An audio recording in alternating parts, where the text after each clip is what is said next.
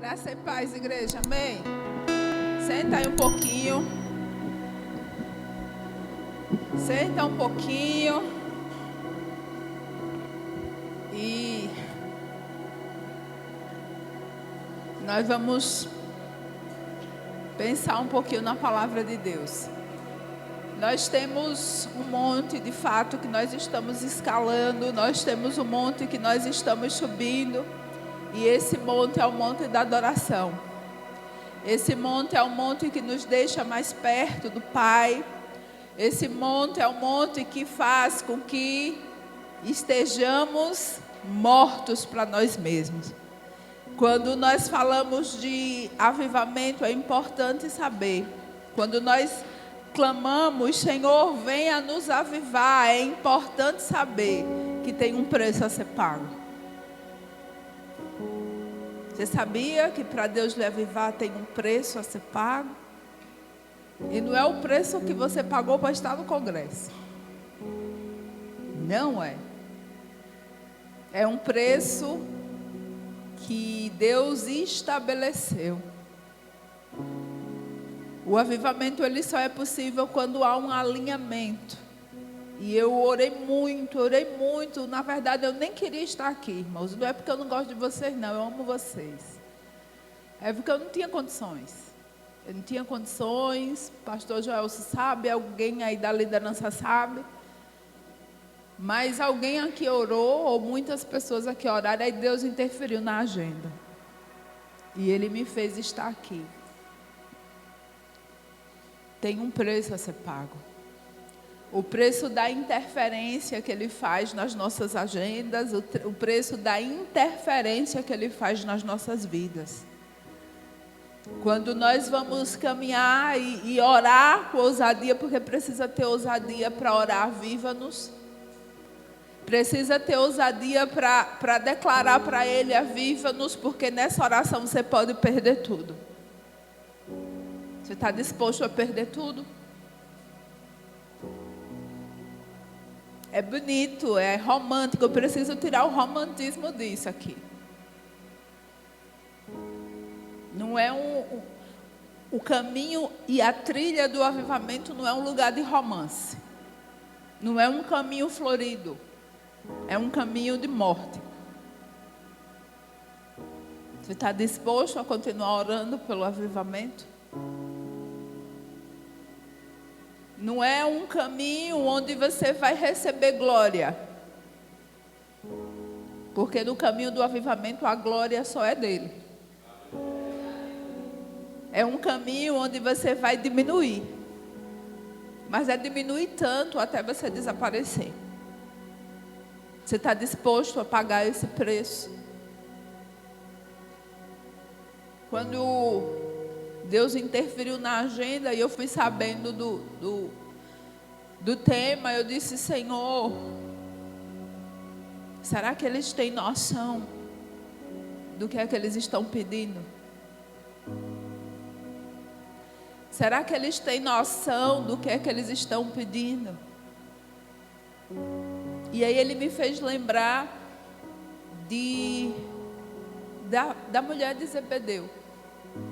Quando ela tem os 2 filhos andando com Jesus e no aleluia, no multiplicar do pão, no andar sobre as águas, naquele momento, naqueles eventos, e ela fica muito aleluiada com aquilo tudo, e ela diz assim, vai lá na calada da noite e diz assim, Jesus,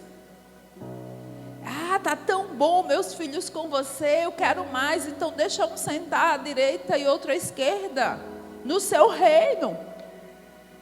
Aí Jesus olha para ela e faz, inocente, nem sabe o que está pedindo. Ela está pensando na glória. E aí ele ainda dá uma chance dela mudar a oração. Ele diz assim, seus filhos podem beber o cálice que eu vou beber? Porque o avivamento tem um preço. Eu não sei o que ela pensou quando ela disse sim, pode. Eu acho que ela ainda estava pensando numa recompensa assim de um ministro, outro ministro assim, do reino de Deus, ganhando muito dinheiro, ganhando muitas coroas e muitas famas. E Jesus olha para ela de novo e diz: seus filhos podem beber o cálice que eu vou beber, porque o caminho é estreito.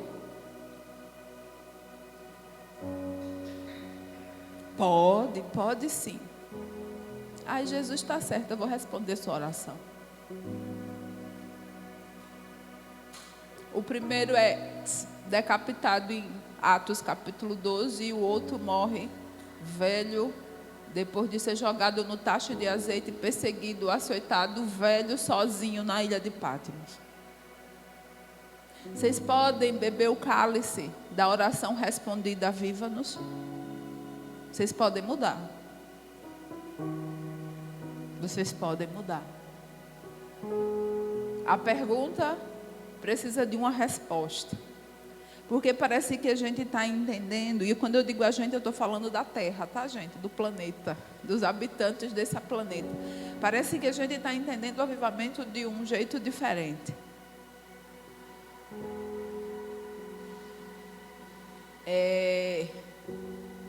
Para eu estar aqui, desde que começou o ano, Deus disse: você vai ativar os filhos, porque eu estou levantando os filhos no avivamento. Esse é o tempo do avivamento. Desde 31 de dezembro de 2021, que eu sei que esse é o ano do avivamento. Na terra inteira, porque Deus disse que seria. E para mim, especificamente, Ele disse: você vai ativar os filhos para esse avivamento. Os filhos. Por onde você andar. E os filhos que estão em linha de frente vieram comigo, e eu estou com os filhos desde então. E tem sido o ano que mais a gente sofreu.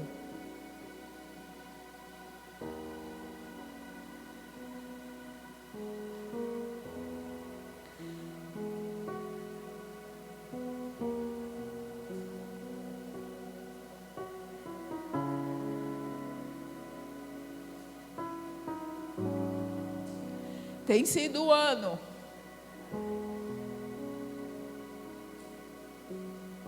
e a gente teve perdas nos nossos exércitos. Eu não estou falando no sentido metafórico, não, estou falando no sentido real.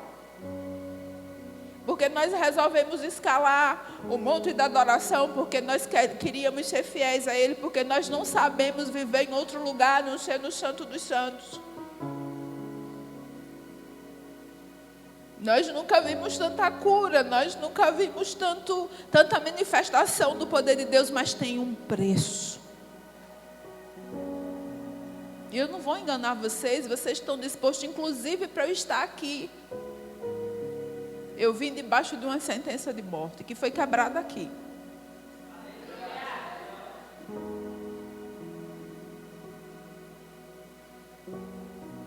Porque no início desse ano, sabe? No início do ano, o inferno, e eu vou dizer o nome de quem foi: orfandade, religiosidade, Jezabel e uma legião, me afrontou.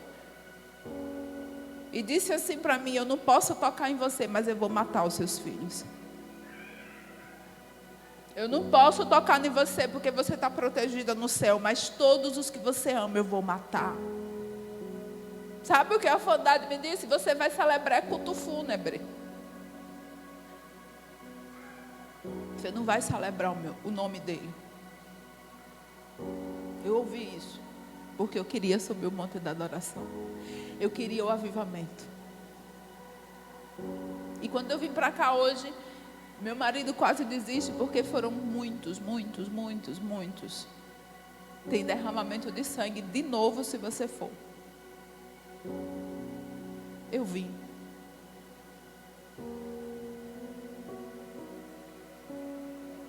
Correndo o risco de enterrar mais um, mas eu vim. Mas Deus já me disse aqui que quebrou o laço, porque eu perseverei. Deus já me disse aqui que fechou a cova, porque eu perseverei. Você está disposto? Tem certeza que você está disposto? Você tem certeza que você está disposto? O avivamento, ele se dá no meio do caos. O avivamento não se dá no meio do templo cheio, aleluiado. O avivamento se dá no meio do caos. Aliás, Deus é especialista no caos, porque no caos o Espírito Santo dele age. Porque no caos o Espírito Santo dele se revela. Então você não vai viver o avivamento deitado numa rede ao som do mar e à luz do céu profundo. Você vai viver o avivamento nos maiores dias de dor da sua vida. Você está disposto para viver o avivamento? Só pode viver avivamentos curados ou os que estão sendo curados. Porque você só pode dar o que você tem. Você só pode dar o que você tem. Então, se você não tem cura, como é que você vai curar? Se você está doente, como é que você vai curar? E no que confere a mim, e quem me conhece aqui, pastor Joelso, pastora Geise, outras pessoas que me conhecem daqui mais de perto, quando me viram, já disseram assim: pastora, a senhora está diferente hoje. E não é por causa da touca. A touca foi porque ele me disse: coloque a touca. A blusa foi porque ele me disse: coloque a blusa. Não é por causa da touca e por causa da blusa, mas era por causa da minha alma. Porque quando eu comecei, Deus liberou para eu vir para cá. Sabe o que Deus, a visão que eu tinha? Era do ambiente de muitos filhos feridos. Era um ambiente de filhos que estavam vindo de muitas guerras. E por isso que ele disse: coloque a blusa, porque você vai guerrear pela cura deles. Porque eles não podem ser avivados enquanto eles não forem curados. O avivamento, ele se dá no ambiente de caos. É no caos da sua vida, é no caos do seu desnorteamento, é no caos da sua confusão que o Espírito dele vai entrar e romper. Porque é aí que você está pronto para rasgar o seu coração. De Gênesis a Apocalipse a gente vê isso. Eu vou dizer só 3 livros do Antigo Testamento em que o avivamento é característica. E quem está naqueles livros diz: aviva-nos. O primeiro é Joel, e eu vou falar de Joel porque as 3 mensagens nossas hoje, desses dias, estará no livro de Joel. Um caos. Caos econômico, caos político. Aliás, Joel é uma pessoa sem eira nem beira. Daqui a pouco eu vou falar dele. O outro livro é o de Neemias. E Neemias não está na belezura da presença no templo. Neemias está no exílio, abandonado, sozinho, desprezado, de luto. E o outro livro é Abacuque, quando não tem mais fruto na videira, quando não tem mais gado no pasto, a ponto de a dor dele ser tão grande, de ele berrar: aviva-nos! Os 3 livros. Novo Testamento, pastora. Novo Testamento. Atos dos Apóstolos. Roma no encalço da igreja. Roma prendendo Pedro. Roma açoitando Paulo. Roma matando Tiago. Roma invadindo as casas. Sabe, queridos, eu fiquei tão triste com a cortina de fumaça que foi esse ano eleitoral aqui. Porque os cristãos perderam a visão do avivamento. Porque os cristãos estavam defendendo o homem, quando na verdade o nosso reino não é desse mundo, e o nosso reino é o que vence. O nosso rei não pode ser deportado, nem é inelegível. O nosso rei reina para sempre. E a gente ficou perdido. Não que você não deva fazer o seu trabalho de cidadão, e faça bem feito, com consciência. Mas eu estou dizendo é que teve pessoas, teve cristãos que puseram a sua esperança em um homem. E sabe o que é que Deus faz? Deus diz não, porque a esperança de vocês precisa ser minha. Eu escutei gente dizer, cristão dizer, se ele perder, acabou para nós. Isso é heresia. Isso é heresia. Nessa hora Deus vai intervir, porque Deus não vai dar a glória dele a homem nenhum. E a igreja confiou em um homem. Então, no primeiro século, no Ato dos Apóstolos, a gente vê como foi o avivamento. O avivamento foi quando um homem, depois de sair na rua, encontrar um endemoniado, Atos capítulo 19, encontrar um endemoniado, 2 homens, porque foi Paulo e Silas, encontrar um endemoniado, olhar para o endemoniado e dizer, saia em nome de Jesus, o demônio que afligia a vida inteira, porque avivamento é assim, o demônio sai, a cura acontece e o nome de Deus é glorificado. No meio da rua, não é no culto não. Você vai ali no supermercado, a libertação acontece. Você vai na fila do banco, a libertação acontece. Você vai para a faculdade, a libertação acontece. O avivamento é na cidade.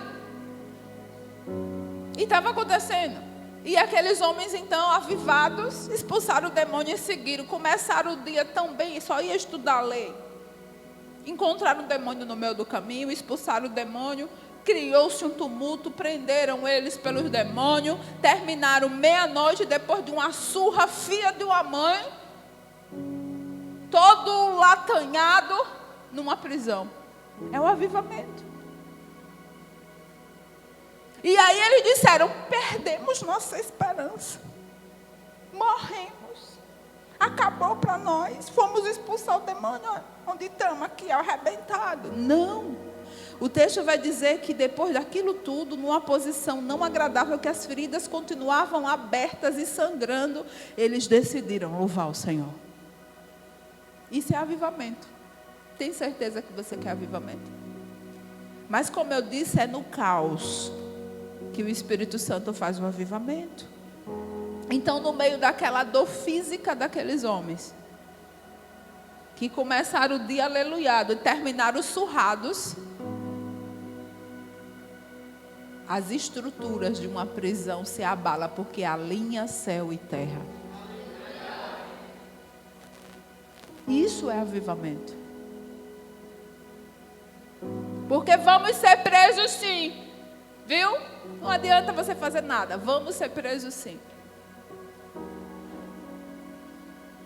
Mas se estamos avivados, as prisões não poderão impedir o poder do Evangelho de salvar. Porque a palavra de Deus não está presa. Tem um preço, o avivamento, e o preço é pago no caos. Aí eu vou terminar aqui só introduzindo. Isso é só introdução, para vocês pensarem o que é que vocês querem. Aí vem Apocalipse, o avivamento.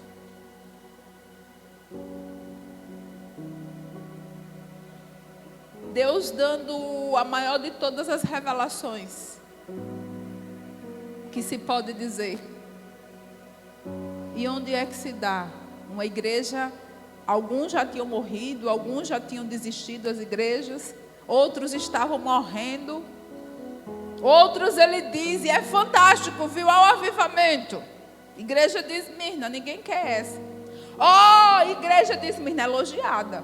Olha, igreja diz, elogiada pelo Senhor que estava avivando. Igreja de Esmirna, você estão nota 10. Estão lhe perseguindo, né? Já mataram muitos, não foi? Nota 10, estão avivados. Aleluia, o Senhor está aprovando. Tá, aguente firme, porque vem mais perseguição. Aleluia, aguente firme que vem mais perseguição. Mas o texto não diz aguente firme que vem mais perseguição e eu vou livrar vocês. O texto diz aguente firme que vem mais perseguição e vocês vão morrer. Vocês estão avivados. Vocês estão prontos para pagar o preço do avivamento?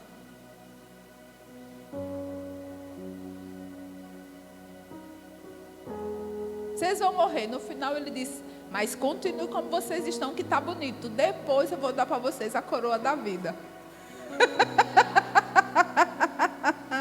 Vocês estão prontos irmãos, para pagar o preço. Mesmo. E aí, quando eu orava aqui, eu disse: Senhor, eu preciso que para curar o Senhor faça, porque isso só acontece com um alinhamento. E eu estou falando espiritualmente agora. É um alinhamento de céu com terra. Desse momento em que as terras, não sei quantos já viveram isso, sobre nós, e quando eu digo sobre nós, é na nossa IBB desde de dezembro, nós temos um alinhamento de céu e terra constante. Então tem acontecido muita coisa que a gente nem suporta, que vai além das nossas forças, porque esse céu está muito aberto. Essa chuva que está acontecendo aqui não é uma chuva por acaso. Essa chuva ela é intencional, foi o céu que mandou. Tem uma mensagem nesse tempo. A gente precisa entender que nesse momento de alinhamento de céu com terra, é quando tudo que está no céu começa a invadir de forma poderosa a terra, transformando vidas, transformando ambientes e estabelecendo como nunca poderosamente o reino do nosso Deus. E eu pedi a Deus, eu disse: Senhor, eu quero que lá naquele lugar tenha um alinhamento de céu com terra. Eu pedi, porque senão eu não conseguiria. É maior do que eu posso suportar. Vocês têm certeza que vão continuar orando? Aviva-nos. Nós vamos começar agora com um texto que eu vou usar até domingo de noite. E é um texto que Deus já fez, já marcou, já queimou a gente. A gente que eu digo, os que andam conosco. Lá do livro de Joel, como eu disse. Como eu disse, Joel é o profeta sem eira nem beira. Joel é o profeta que dá problema para os teólogos que não têm o que fazer e fica procurando chifre na cabeça de cavalo. Porque você não vai achar o rastro, a RG, o CPF de Joel. Eles tentam há séculos procurar a descendência, a linhagem de Joel e eles não encontram. Eles tentam colocar Joel no tempo e no espaço, eles não encontram. Joel é o improvável, é alguém sem eira nem beira. Mas Joel é um livro que Deus é o centro. Joel é um livro que Deus é o centro. A gente consegue, lendo o livro, perceber onde ele está geograficamente. Ele está no Reino do Norte. A gente consegue ver que economicamente o país está arrebentado. A gente consegue ver que ele está vivendo no final de um reinado, de um rei que foi muito bom, porque ele é contemporâneo de Isaías. E aí tem o caos, o mesmo caos que Isaías vive, e ele vive também, só que Isaías numa parte de Israel e ele na outra. Enquanto Isaías via o Senhor lá na parte dele, ele via o Senhor cá. Meu Deus, no ano que teve tanta morte e o nosso rei querido morreu, nós vemos o Senhor. E Joel estava lá, mas Joel estava quebrado. Então agora quem estava governando era muito, muito, muito ruim. Tinham inimigos. E aí é nesse tempo e com esse livro em que Deus se move. Joel é o improvável, mas o poder que é manifestado no livro é do Deus Todo-Poderoso. E eu não vou ler o livro todo porque não vai dar tempo, porque a gente ia ficar aqui o resto do ano. Mas eu vou ler alguns versículos dentro desse contexto. Agora eu vou ler capítulo 2, o versículo 12. Que vai dizer assim: agora, porém, declara o Senhor, volte-se para mim de todo o coração, com jejum, com lamento e pranto. Rasgue o coração e não as vestes. e volte-se para o Senhor seu Deus, pois Ele é misericordioso, compassivo, muito paciente e cheio de amor. Quando Deus fala isso para a região norte de Israel, Ele está falando porque Israel tinha perdido a esperança, porque o rei tão querido tinha sido... E o povo estava meio perdido. E o povo estava... E ele disse, ei, volte-se para mim. E olha o que ele diz, agora, nesse caos de vocês, nessa situação difícil que vocês estão passando, nesse momento de dor que vocês estão passando, volte-se para mim. Mas volte-se para mim de todo o coração, com toda a sua força, com todo o seu entendimento, com jejum, com lamento. E o lamento aqui não é murmuração, o lamento é o reconhecimento de dependência, sendo dependentes de mim, não do rei, não do sacerdote, não dos poderes constituídos, sendo dependentes de mim, com lamento e com pranto. Rasguem, mas rasguem-se não pela religiosidade, que era a prática religiosa de rasgar as vestes. Rasgue não pela religiosidade, mas rasguem os seus corações, rasguem dentro, para que sejam curados. Por quê? E aí ele vai falar dele, e aí ele começa a falar dele. Porque eu sou misericordioso, eu sou compassivo e eu sou cheio de amor.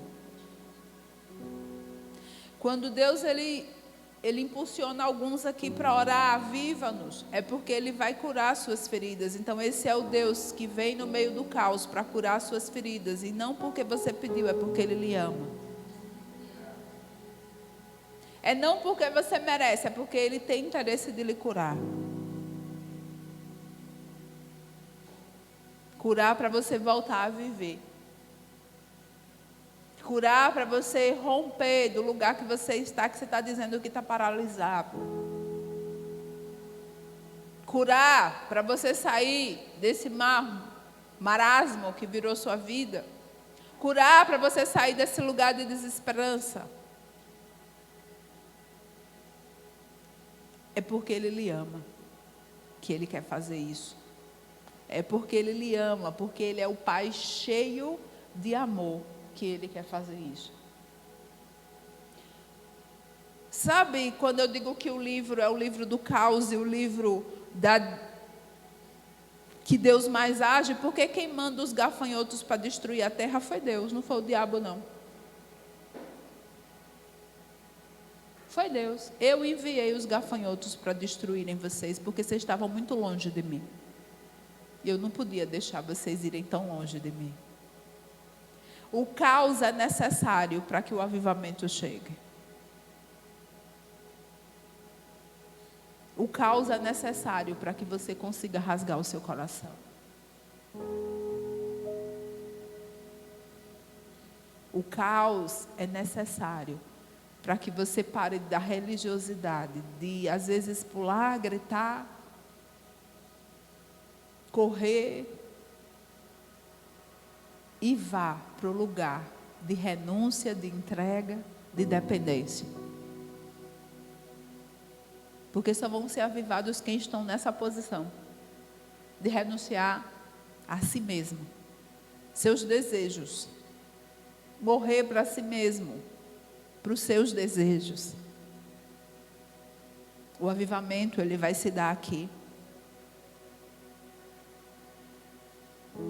Eu sou um Deus cheio de amor. O Deus que manda o gafanhoto é o Deus que diz: rasgue o seu coração, porque eu venho, posso lhe curar. O Deus que trouxe vocês aqui é o Deus que viu de cada guerra que cada um de vocês vem. Mas também é o Deus que viu que nas guerras que vocês estavam, muitos de vocês estavam lutando com as armas erradas. Deixa eu dizer uma coisa, eu vou dizer de novo para você entender. Você está ferido porque você estava lutando com as armas erradas. Você está ferido porque você estava lutando com o seu braço. Você está ferido porque você foi para frente quando você tem um comandante que luta por você. Deus trouxe você para cá para você entender que você precisa mudar a visão de como lutar. Você precisa mudar a visão de como guerrear, porque senão você vai continuar se ferindo e não vai experimentar a cura que Ele tem aqui hoje. Você está ferido porque você lutou com a ansiedade, porque você lutou movida pelo medo,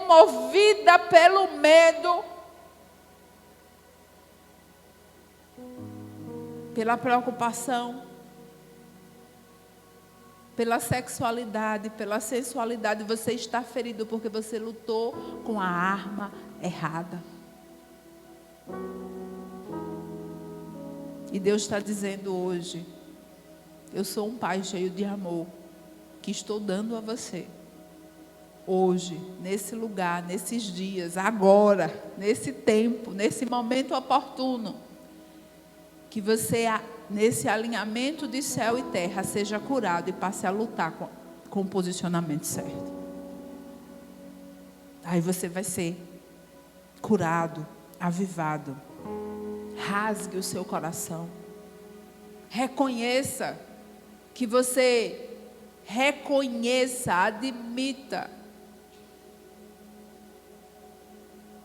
que você lutou errado, que você alimentou a emoção errada.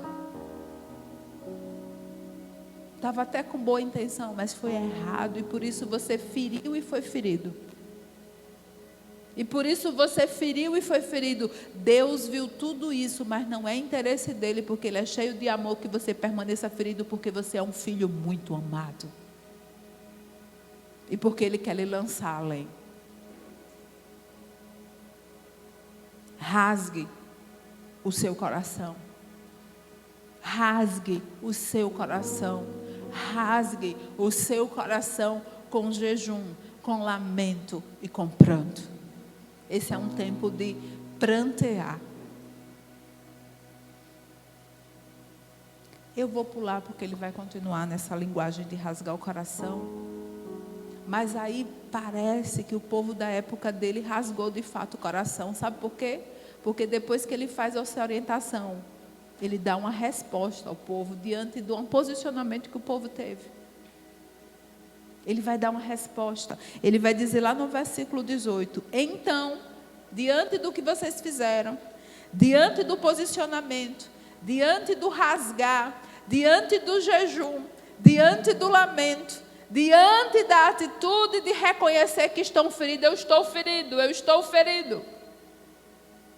Diante disso, sabe por que é preciso falar para ele? Porque você guarda para você, e quanto mais você guardar para você, vai doer. É preciso, e a gente já falou sobre isso aqui em outra vez, não sei quando, quebrar o silêncio. É preciso começar a falar para ele: é verdade, Senhor, foi isso mesmo que eu fiz. E esse lugar é o lugar de você começar a dar uma resposta para ele. E aí, quando dá a resposta para ele, o povo deu nos versículos seguintes, aí no 18 ele vai dizer: então, o Senhor mostrou muito amor por sua terra e teve compaixão do seu povo. Essa linguagem é fantástica, sabe? Porque tem tudo a ver com avivamento. Porque a palavra compaixão aqui é a ideia do mover do coração de uma mãe. É a ideia do mover do coração de uma mãe. É o Espírito Santo purinho aqui. Por conta do que vocês fizeram, porque vocês admitiram, porque vocês rasgaram, eu quero dizer que eu vou mostrar cuidado, eu vou mostrar amor com essa terra, e eu vou agir com vocês com compaixão. Sabe o que é a compaixão? Sabe como é a força desse verbo aqui? O que é que ele vai dizer na hora que você rasga, na hora que você está no meio do caos, na hora que você está perdido? Sabe? Eu vou mostrar. Davi, vem aqui, chegue. Vai ser Davi que vou usar. Davi já está acostumado comigo. Faça a cara do meio do caos. Ou uma posição aqui do meio do caos. Pode ser no chão com dor. Ele está no meio do caos, ele está rasgado, ele está sentindo toda a dor do mundo dele. Mas ele fez o que o Senhor disse, ele falou com o Senhor aqui, ele lamentou no jejum, ele rasgou o coração. Aí ele vem nesse versículo, a compaixão é um movimento, não é uma emoção, é uma ação. Ele vem com compaixão para avivar esse que está rasgado de dor, que está ferido, que está sangrando, que está muito mal. Ele vem para avivar, está quase morrendo.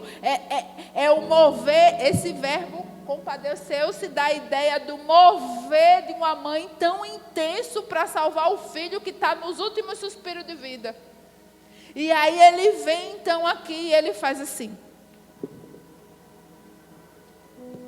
É isso que Deus está fazendo com vocês nesses dias, olha. É isso que Deus está fazendo com vocês nesse dia. E enquanto Ele faz isso, Ele vai curar as feridas.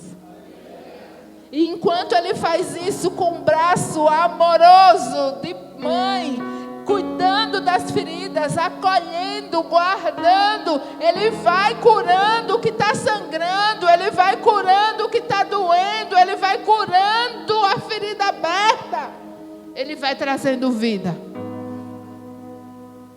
Ele vai trazendo vida. Deixa eu dizer uma coisa, você que está ferido e que está sangrando, o Senhor ouviu a sua oração de aviva-nos. E Ele está fazendo isso que você viu aqui com você nesses dias. Ele ouviu a sua oração. E Ele está lhe curando. Mas deixa eu dizer como é que Ele está lhe curando. Ele está voltando a dar a condição para você de respirar. Ele está fazendo parar de doer, para não doer nunca mais. Não é para não doer agora, é para não doer nunca mais, porque virá uma perseguição, mas você não vai mais sentir dor depois que passar por esse lugar.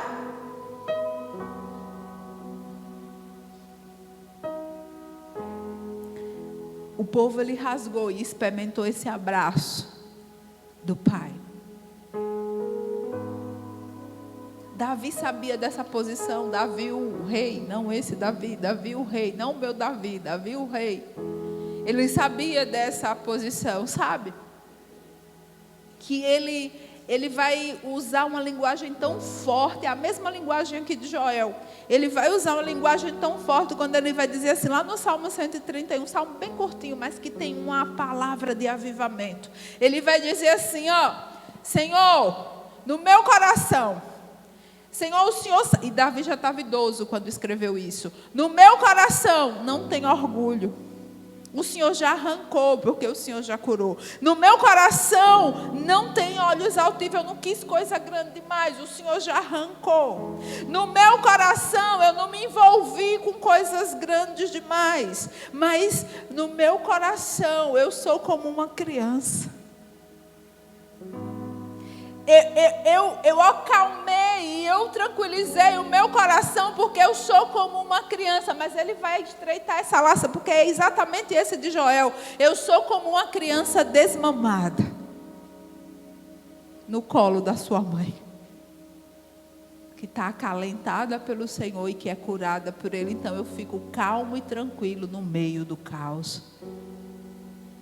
Então não dói mais.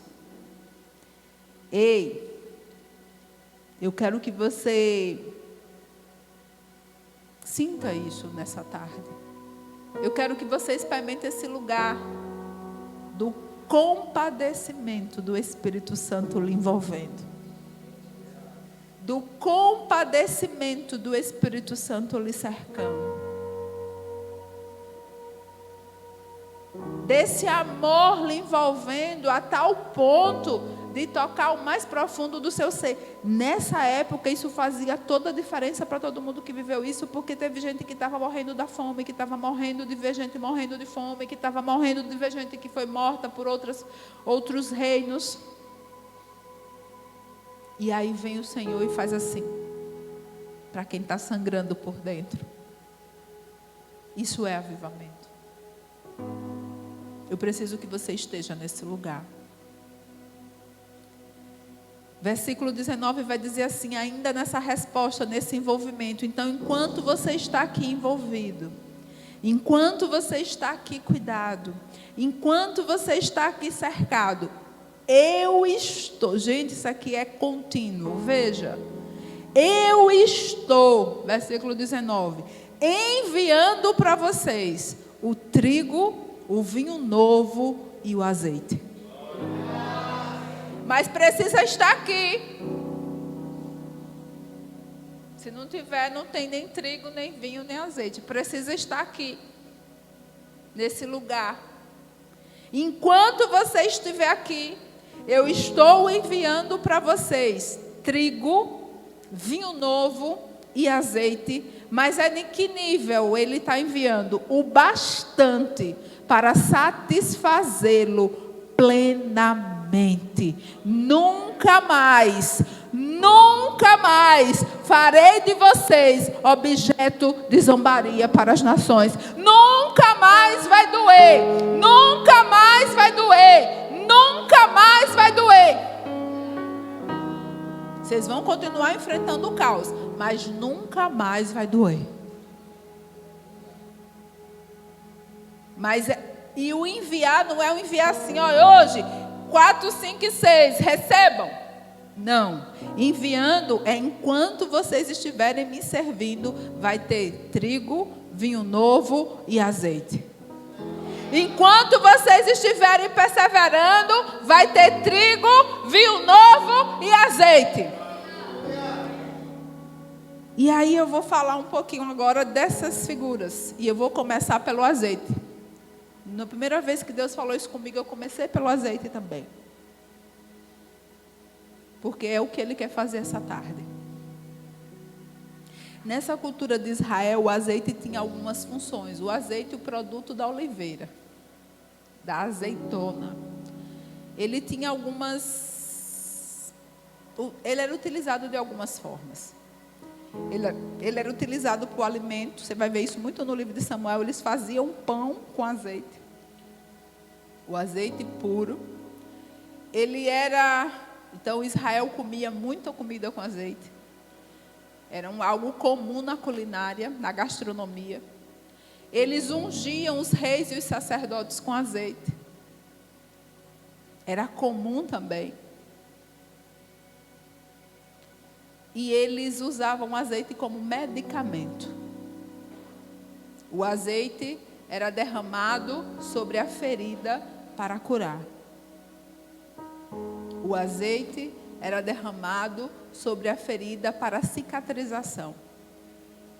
O azeite era derramado sobre o ferido que estava morrendo. Então, o azeite ele tinha algumas funções nessa cultura. E a função que eu quero usar agora é o azeite que vai ser derramado sobre esse lugar, a mesma do livro de Joel. O azeite entra aqui para curar os feridos daquele caos. O azeite aqui não é o alimento. O azeite entra aqui para curar os corações que estavam sangrando. O azeite entra aqui para curar as mães que estavam de luto. O azeite entra aqui para curar os maridos que não tinham mais como levar comida para casa porque o gafanhoto comeu tudo. O azeite entra aqui para restaurar as casas que foram partidas ao meio. Cura. E aí ele vai dizer que ele vai enviar azeite o bastante para satisfazer dentro plenamente, para nunca mais doer. E ele envia. Mas ele envia porque, vou voltar, porque rasgaram os corações, porque se colocaram na posição dos braços maternais do Espírito Santo dele, e começaram a ser curados. Sabe o que Deus está fazendo essa tarde? Derramando azeite.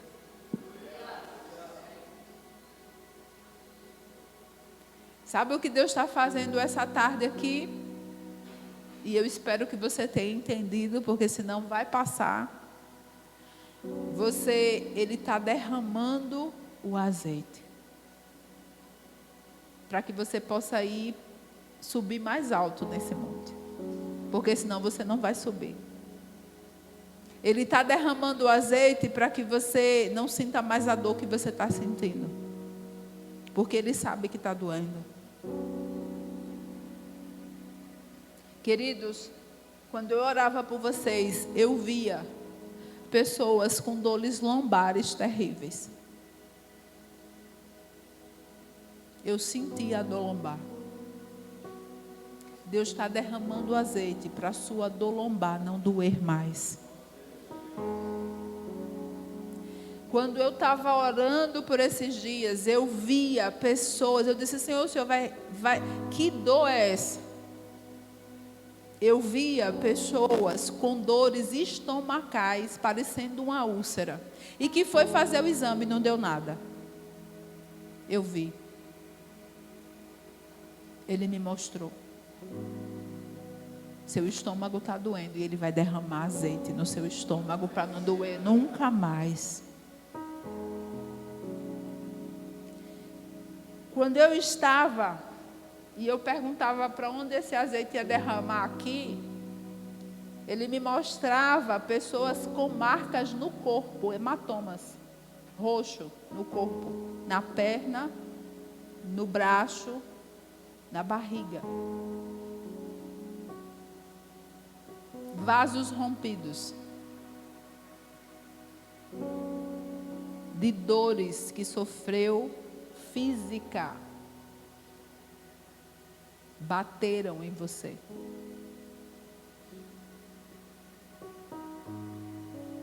E Ele está dizendo que está derramando azeite para nunca mais ninguém tocar em você.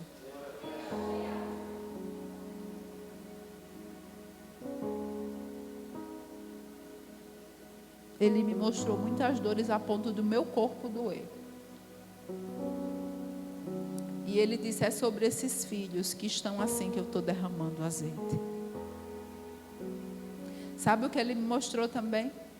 Ele me mostrou filhos que estavam com muita dor na alma. Porque lhe humilharam com acusações, com insinuações tão difíceis, e você não teve o poder de se defender. Ele está dizendo que está derramando azeite nessa sua indignação para não doer nunca mais. E Ele está julgando isso. Ele está derramando azeite para curar nesse nível, para que você possa subir mais alto nesse monte. Para que você possa enfrentar uma prisão, para que você possa enfrentar e entrar em lugares em que estruturas serão abaladas. Mas você precisa começar a estar nesse lugar de envolvimento nos braços dele.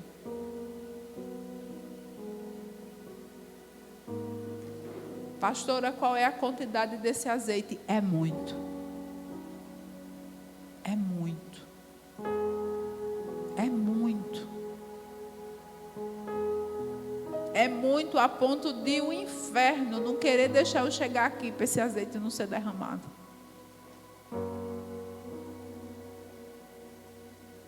Mas nada pode impedir de Deus derramar o azeite sobre você, porque o interesse de curar não é seu, é dele. É Ele que quer lhe curar. Eu quero que você fique de pé, nós vamos orar agora. Eu quero que o ministério suba aqui. E eu quero que você feche seus olhos. Eu quero que você feche os seus olhos.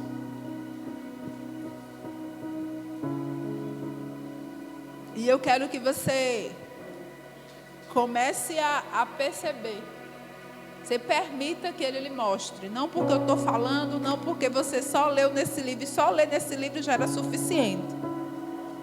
Mas por conta do que Ele vai lhe mostrar agora. Você que está ferido. É só você que está ferido. Seja no físico, seja a ferida física, seja o seu corpo doendo, seja a sua alma doendo, seja as suas emoções doendo. Eu quero que você comece a orar aí, porque o Espírito Santo vai começar a fazer. Ele vai fazer isso agora, você vai sentir isso agora. Você que está ferido, que você tem pedido a Ele muito para essa dor cessar. Na verdade, você está há algum tempo, meses e anos, pedindo para essa dor cessar e ela não cessa. Esse medo não vai embora. É para você, o Espírito Santo. Ele vai fazer que é o azeite. O azeite aqui nesse lugar é o Espírito Santo. Ele vai fazer agora você começar a sentir o cheiro do azeite. Comece a orar, porque você vai começar a sentir o cheiro do azeite. Comece a ficar no braço dele como essa mãe de tanto amor. Comece a ir para o braço dele, porque ele vai fazer você sentir o cheiro desse azeite. Você vai começar a sentir o cheiro. Você vai começar a sentir o cheiro do azeite sendo derramado sobre você. Você vai começar a sentir o cheiro. Você vai começar a sentir o cheiro. Você vai começar a sentir o cheiro. Você que estava doendo tanto, é com você. É com você. Não é todo mundo que vai sentir o cheiro, não. Quem vai sentir o cheiro é quem está experimentando a cura que foi planejada por Ele para essa tarde. Comece a sentir o cheiro. Porque o céu está aberto, derramando sobre você. Mas Ele não vai só mostrar o cheiro, fazer com que você sinta o cheiro. Ele vai fazer você perceber, você sentir o azeite sendo derramado. Você vai sentir lá dentro, no lugar da dor, você vai sentir algo frio sendo derramado agora. Você vai sentir. Você vai sentir. E você vai começar a dizer: derrame mais. Aqui eu não saio. Pode me curar. Alguns vai doer quando sentir. Vai ter uma dor aí quando sentir. É porque está curando. Vai ter uma dor aí quando você sentir. Porque está curando. Porque está muito, muito infeccionado. Está curando. Você vai sentir. Ele está arrancando agora, inclusive, tumores. Está arrancando tumores. Ele está arrancando tumores. Ele está fechando feridas que estavam cheias de pus. Ele está fechando agora. Vai doer aí nesse lugar. Vai doer. Você vai sentir um aperto nesse lugar que vai doer. Mas não se preocupe, é o azeite que está sendo derramado. Pede para derramar mais. Pede para derramar mais. Ele vai derramar sobre a sua alma. Ele vai derramar sobre a sua alma agora. Sobre as feridas da alma. Ele está derramando naquele lugar da ansiedade, do medo, da depressão. Ele está derramando agora. E você está sentindo agora. E você está sentindo, deixa ele derramar. A quantidade é o suficiente para lhe satisfazer. Só saia desse lugar quando você estiver satisfeito. Não sai agora. Deixa ele derramar. Deixa ele derramar. Deixa ele derramar. Deixa ele derramar. Pastora, está muito apertado aqui. Eu estou até sentindo falta de ar. Se não estiver conseguindo sozinho, vem para cá que eu vou lhe ajudar. Mas não deixa parar de derramar. Vem para cá que eu vou orar com você. Vem para cá. Eu não estou conseguindo sozinho. Vem para cá que eu vou orar orar com você. Mas não sai desse lugar. Não sai desse lugar. Não sai desse lugar, porque a cura que Ele está fazendo é completa. Não sai desse lugar.